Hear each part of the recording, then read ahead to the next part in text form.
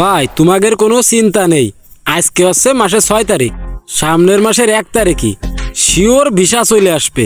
আর visa যদি না আসে আমি তো রইছি, আমি তো আর হারাই যাচ্ছি না। আপনার টাকা আপনাকে ফিরেই দেবো, পরের টাকা মাইরে বড় লোক আর ইচ্ছা আমার নেই। আর আমার জীবনে এরম রেকর্ডও নেই যে কারোর টাকা মাইরে খাইছি। আমি মনে হয় প্রতি বছর 20-30টা লোক বাইরে পাঠায় আমার হাত দিয়ে, কেউ আমার নামে কোনো বদনাম দিতে পারবে না। তাই করছি পরের মাসে যদি ভিসা না দিতে পারি তাহলে তোমাদের টাকা পাই টু পাই আমি দিয়ে দেবো। ওইসব ধুনপুন আমার দ্বারাই হয় না। ভাই আপনার কথা কিভাবে বিশ্বাস করব?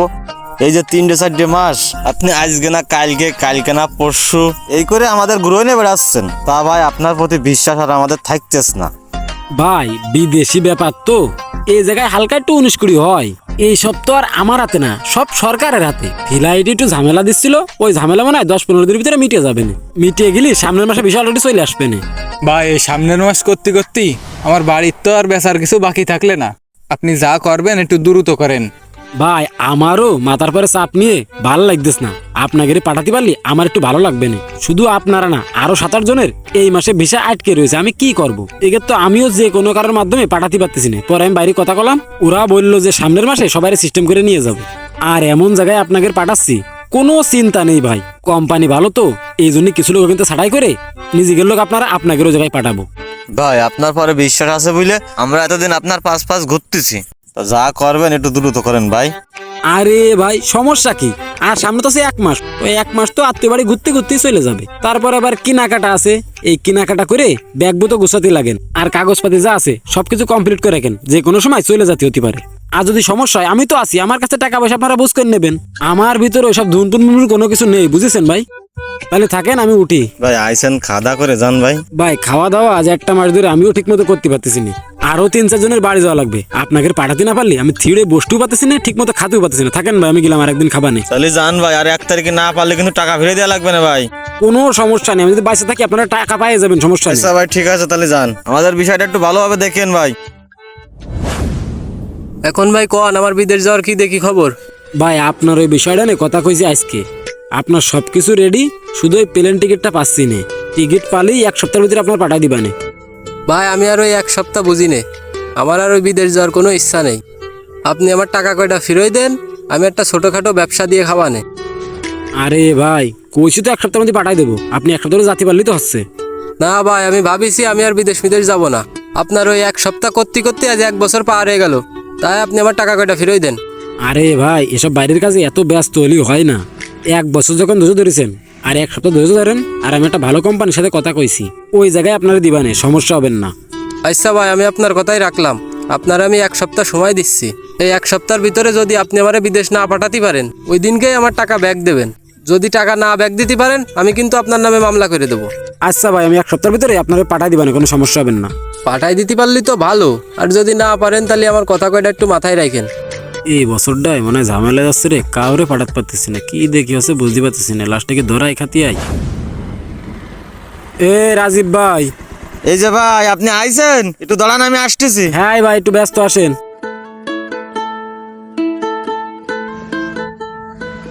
এ মেহেদি এদিকে আয়। তা কি দেখি খবর ভাই? বলছি আপনাকে তো কপাল মনে আছে বিশাল ভালো। আইসেন ভাই।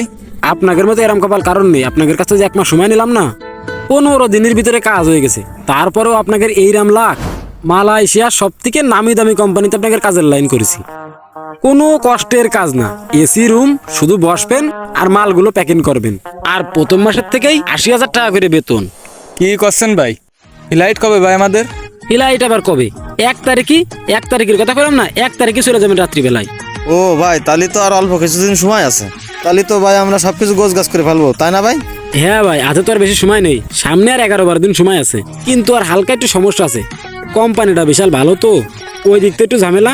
আর সরকারি হবে লোক তো আর মালয়েশিয়ায় পাঠানো যাচ্ছিল না, তাই ওই দিক থেকে একটু ম্যানেজ করতে যাই ঝামেলা হচ্ছিল। আর প্লেন টিকিট আগে ছিল 50,000, আর এখন কালকে ফোন দিলাম কলে 70,000 টাকা করে।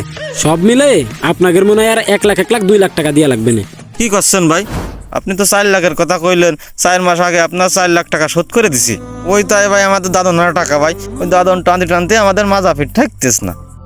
আপনি আবার এখন বলতেছেন যে আরো 1 লাখ টাকা দিতে হবে, হুট করে আমরা আবার এত টাকা কোনে পাবো ভাই? ভাই এখন টাকা কোনে পাবেন সেটা তো আর আমি দেখলে হচ্ছে না। এই টাকা তো আর মনে করেন আমি খাবো না, এই টাকা তো ওই প্লেন টিকিট ওখানে মনে করেন আর 20-25 হাজার টাকা দেওয়া লাগবে। তারপরে কোম্পানিতে যোগাযোগ করে দিচ্ছে ওরে কিছু দেয়া লাগবে। আমি নিজে খাওয়ার জন্য নিলে নাই ভাই, টাকা পয়সা চাতাম না। আর আমি ওই রকমও না যে নিজে খাওয়ার জন্য আপনাদের কাছে টাকা নেব। এটা আপনাদের কাজের জন্য লাগবে, এটা তো দিতেই হবে আপনাদের। ভাই এই মুহূর্তে 1 লাখ টাকা দেওয়া আমাদের পক্ষে সম্ভব না। আমাদের এই ভিটেটুক ছাড়া আমাদের আর কিচ্ছু নেই। মাঠে যা ছিল সব বেস্তি শেষ হয়ে গেছে। তাহলে আপনি এক কাজ করেন, আমাকে টাকাগুলো ফেরত দেন, আমরা আর বিদেশ যাব না।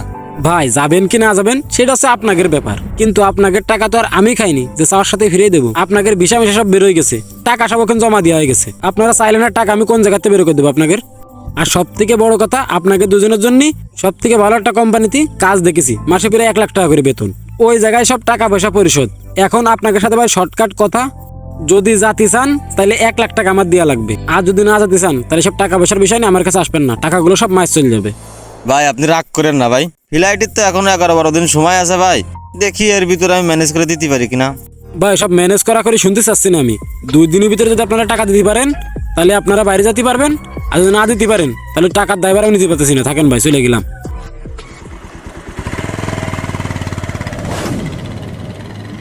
মেহেদি কালকে ফ্লাইট, ভাইয়ের কাছে ফোন দিচ্ছি, ভাই ফোন রিসিভ করতেস না। চল দিনই বাইরের বাড়িতে ঘুরে আসি, কি দেখি খবর। আচ্ছা ভাই চল। শামিন ভাই বাড়ি আছেন? কে ভাই? শামিন ভাই কই? ভাই তো 2-3 দিন ধরে বাড়ি নাই, ফোনও বন্ধ। ও তাহলে শামিন ভাই বাড়ি আসলে বলে নেন যে রাজে ভাইলো। আজ যদি ফোনে যোগাযোগ করে তাহলে আমার কথাটা একটু জানাই দিয়ে নেন, আর আমার একটু ফোন দিতে বলে নেন। আচ্ছা ঠিক আছে। কি বুঝলেন? দালালের মাধ্যমে বিদেশ যাবেন? কিন্তু দালালের মাধ্যমে বিদেশ যাওয়া কি এতই সহজ? যদি সেটাই হতো তাহলে দেশের মানুষ এত ভোগান্তিতে ভুগতো না।